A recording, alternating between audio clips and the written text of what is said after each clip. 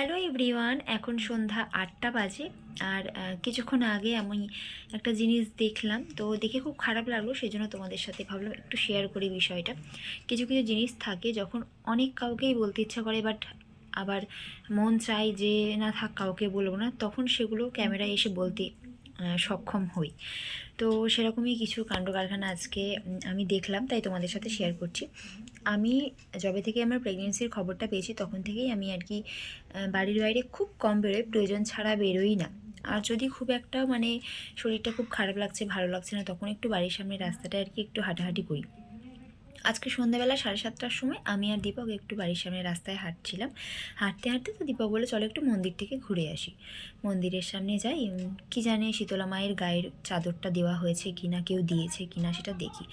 চাদরটা আগের বছরে মায়ের গায়ের থেকে খুলে, শীত যখন কমে গেল তখন মায়ের গায়ে থেকে খুলে সেটাকে আবার ধোয়া হয়েছে, ধুয়ে একজনের কাছে রাখা রয়েছে যে আবার এই শীতে তোমরা পরিয়ে দেবে। তো যার কাছে আছে সে তো অবশ্যই জানে মায়ের জিনিস তার কাছে আছে, বা শীত পড়ে গেছে তাও একবার তার মনে করার কথা। তবে এতটা ঠান্ডা পড়ে গেল আজকে, ভালোই ঠান্ডা, আমাদেরকে শুধুমাত্র শাল গায়ে দিতে হচ্ছে না, শাল, চাদর, মোজা, টুপি সব কিছু পরতে হচ্ছে, প্রচণ্ডই ঠান্ডা বলা যেতে পারে। এতটা ঠান্ডায় মাকে এখনও অবধি শাল দেওয়া হয়নি। ঠিক আছে, যার কাছে আছে সে ভুলে গেছে, বাট অন্য কেউ তো মনে করতে পারতো, কেউ মনেও করেনি। তো খুব খারাপ লাগে। বাড়ির আশেপাশে যারা মন্দিরের আশেপাশে তারা তো মাকে দেখছে প্রত্যেক দিন, তাদের একবারও মনে হয় না যে মাকে চাদরটা দেওয়া দরকার, বা কার কাছে আছে, বা একটু বেশি তো দাম না, সামান্য কিছু পয়সার ব্যাপার, একটু নিজেরাই কিনে এনে পরিয়ে দিই, এগুলো কারোর মানসিকতার মধ্যে থাকে না। তো খুব খারাপ লাগলো এই বিষয়গুলোই। আমরা অনেকেই এই ছোট ছোট বিষয়গুলো না খুব মাইন্ডে লেগে যায় আমার। মাকে তো চাদরটা কেউ পরাতে পারতো, কেউ যদি নাও বা পড়াতো, ঠিক আছে, যার কাছে আছে সে যদি নিজে না পড়াতো, অবশ্যই তার মনে আছে, সে ইচ্ছে করে হয়তো পড়ায়নি, যে সে চাইছে যে সবাই খোঁজ করবে তারপরে পড়াবো, কিন্তু কেন এতটা ঠান্ডা এসে গেছে, তার কাছে যখন মায়ের জিনিসটা আছে তখন তো তার দায়িত্ব আছে না। যাই হোক, আমার যেটা খারাপ লেগেছে, তারপরে আমি আমার ঘরে আলমারিতে একটা নতুন চাদর ছিল, সেই নতুন চাদরটা নতুন শালটা সেটা নিয়ে গিয়ে আমি পাশে বাড়ি এক দিদিভাইকে বললাম, আমি যেহেতু আজকে নিরামিষ খাবার খাইনি, দিদিভাই নিরামিষ খাবার খেয়েছে, দিদিভাইকে বললাম চাদরটা গিয়ে মাকে যেন পরিয়ে দেওয়া হয়। তো মাকে পরিয়ে দেওয়া হয়েছে, মাকে খুব সুন্দর লাগছে। তো মানুষের মানসিকতা এতটা খারাপ এখন, মানুষের সাথে শত্রুতা করতে করতে তারা ভগবান দেবদেবীর সাথেও শত্রুতা করতে শুরু করে দেয়।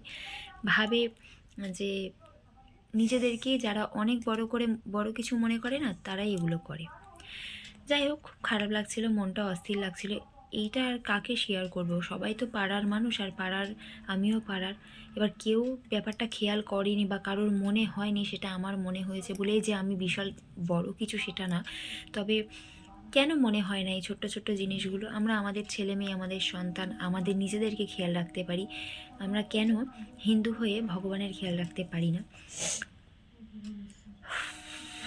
জানি না আমি কথাগুলো খারাপ বললাম কি, তবে মনে হলো তাই মনটা খালি করার জন্য এখানে এসে বলে দিলাম সবটা।